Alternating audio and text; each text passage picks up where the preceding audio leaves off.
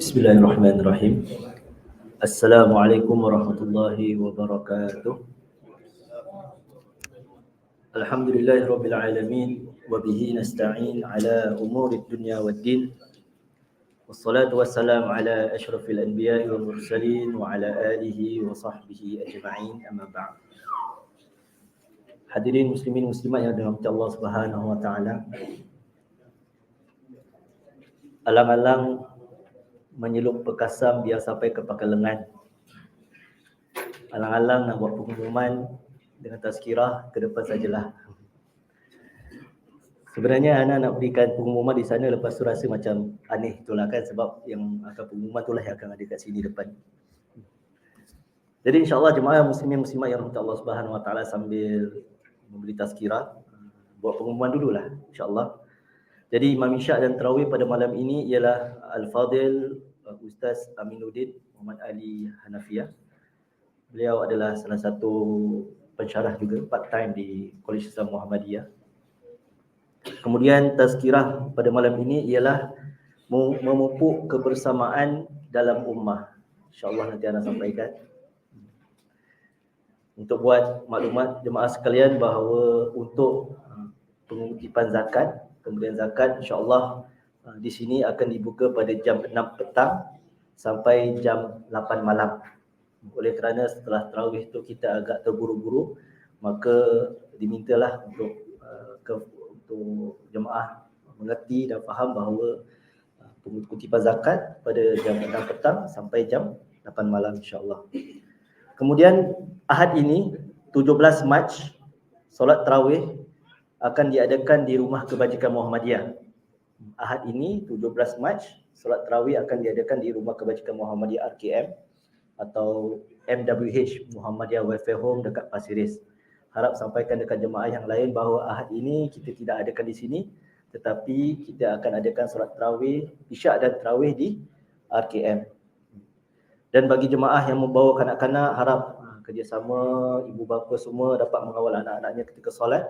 Dan kita doakanlah anak-anak ini akan menjadi anak-anak yang soleh dan anak-anak yang solehah.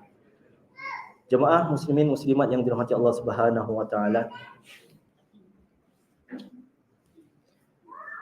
Tajuk sebenarnya hari ini kalau 8 minit, 7 minit memang tak dapat kupas sepenuhnya lah insya-Allah kan.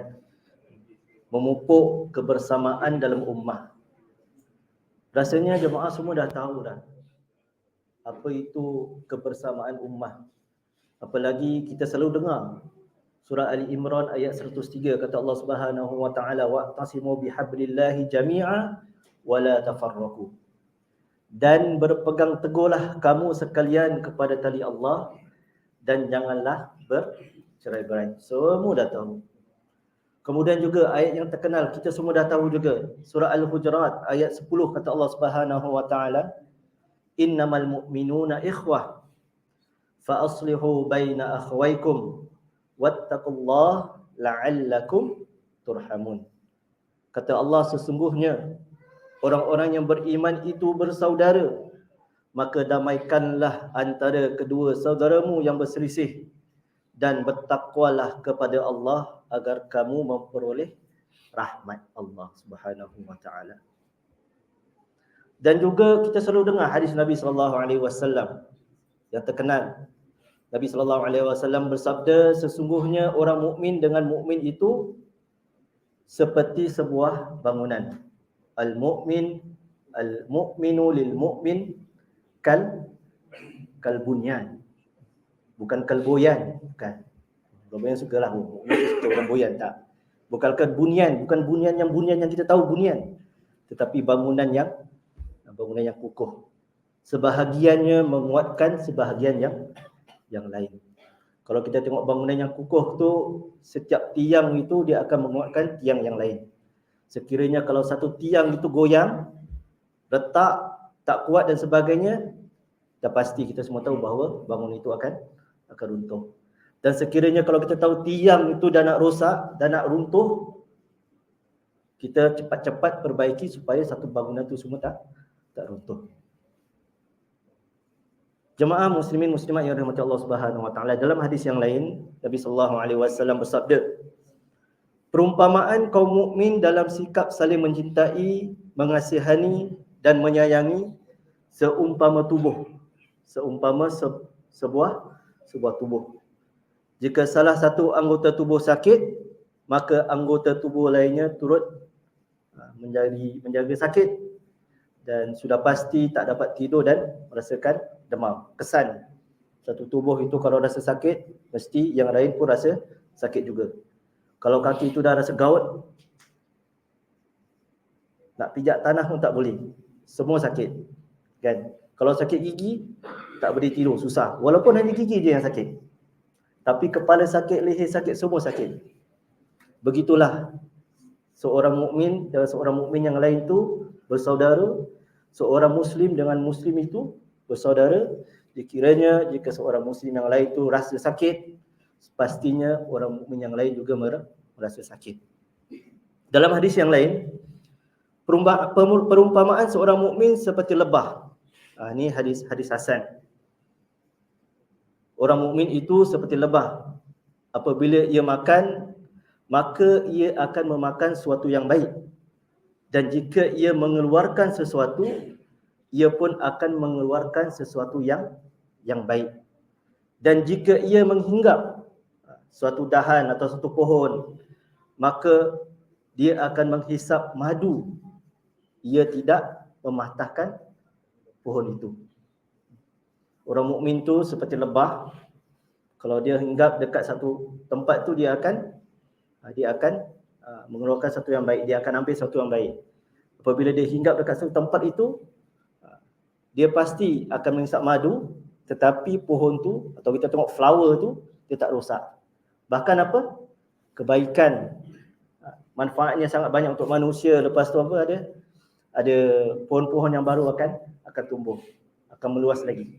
Dia tidak merosak alam sekitar, bahkan dia memberi manfaat kepada yang lain. Jemaah yang dirahmati Allah Subhanahu wa taala, jadi untuk kita semua sebagai orang yang beriman, orang-orang yang soleh insya-Allah, bagaimana kita nak memupuk. Kalau perkataan memupuk ni, kalau dalam kamus biasanya dikaitkan dengan mengembangkan, membina, mendidik, membangun. Apalagi dalam membangun, mendidik, mengembangkan kebersamaan kita dalam umat Islam. Banyak rasanya, dan mungkin salah satu dua ni adalah kalau kita tengok hikmah daripada solat kita. Satu saja. Bila kita nak solat, pertama kali sebelum kita nak solat, pastikan kita semua bersih. InsyaAllah setiap dari kita semua bersih, suci. Suci daripada apa? Kotoran luar, daripada najis dan sebagainya. Suci juga kita punya hati. Hadas dan khabas. Itu semua bersih. Bila kita nak solat, apa kita buat? Kita akan melantik imam. Kemudian yang lain semuanya makmum. Apa yang berada di imam adalah di depan dan makmum semua di belakang. Yang di belakang makmum semuanya rapat-rapat. Maka bila rapat-rapat tu semuanya dalam keadaan suci.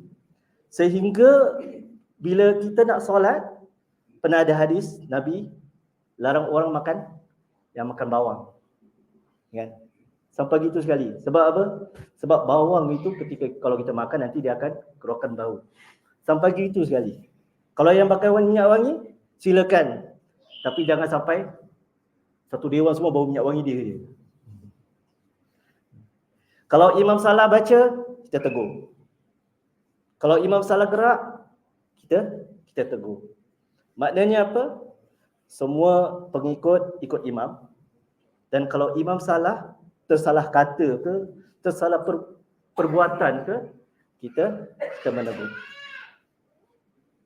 Begitulah bagaimana salah satu contoh solat saja kita dapat memupuk kebersamaan dalam ummah, khususnya ummah Nabi Muhammad sallallahu alaihi wasallam. Banyak lagi lah, puasa dan sebagainya kan, zakat. Ketika kita rasa kita tu kaya dan sebagainya, kita jangan lupa orang-orang susah. Kalau kita rasa kita kuat, jangan lupa tolong orang-orang yang lemah. Semoga Allah Subhanahu Wa Taala memelihara ukhuwah kita semua dan semoga ibadah Ramadan kita diterima oleh Allah Subhanahu Wa Taala. Subhanakallahumma wa bihamdika asyhadu an la ilaha illa anta astaghfiruka wa atubu ilaik. Assalamualaikum warahmatullahi wabarakatuh.